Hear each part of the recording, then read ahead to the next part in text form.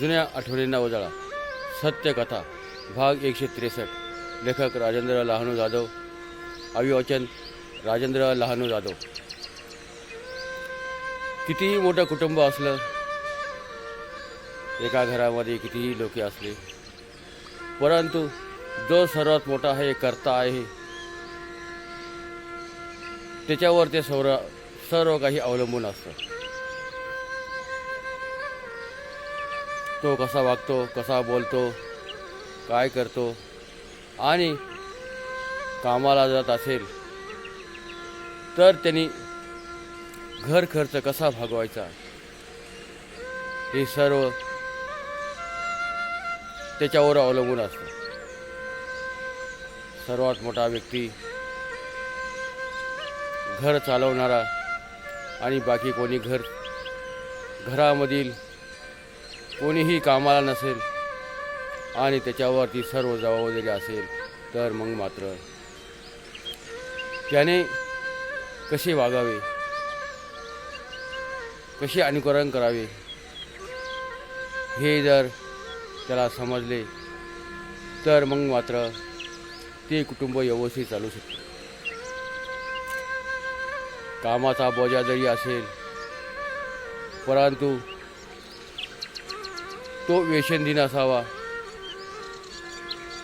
तरी तिचे शरीर निरोगी असावे, मग मात्र काही होत नाही. आणि त्याच बाबतीत माझ्याही असेच होते. मी कामाला जात होतो, परंतु माझी राहणीमान वेगळी होती. मी कधीही कपडे घेतले नाही स्वतःसाठी, कधीच दुकानात जाऊन ड्रेस घेतला नाही, कपडे घेतले नाही, ते शिवले नाही आणि खर्चही माझा काहीच नव्हता. जाणे येणे तेही पायी कधी सायकलवर जात असत. जेमतेम खर्च आटोक्यात आणायचा असेल तर फार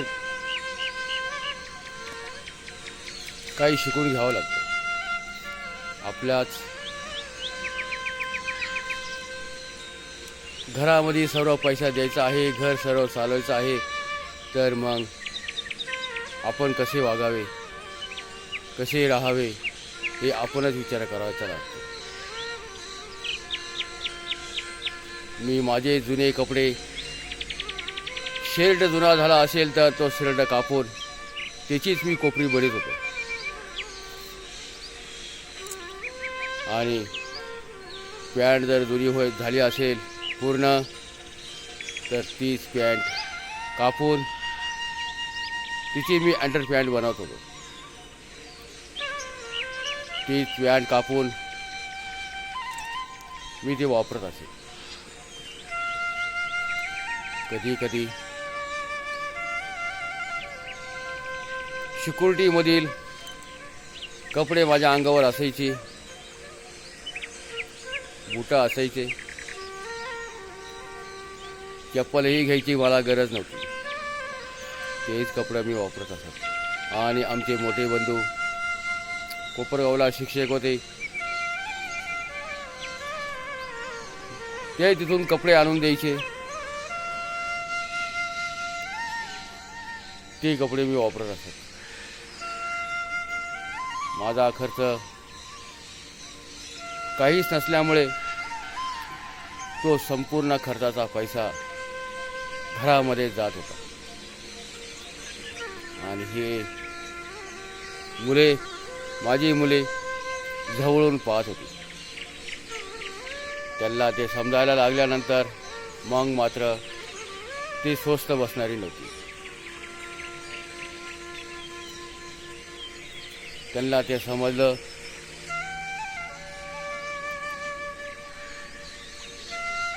सर्वात लहान मुलगा संकेत हा कॉलेजला जाऊ लागला होता कोपरगावला.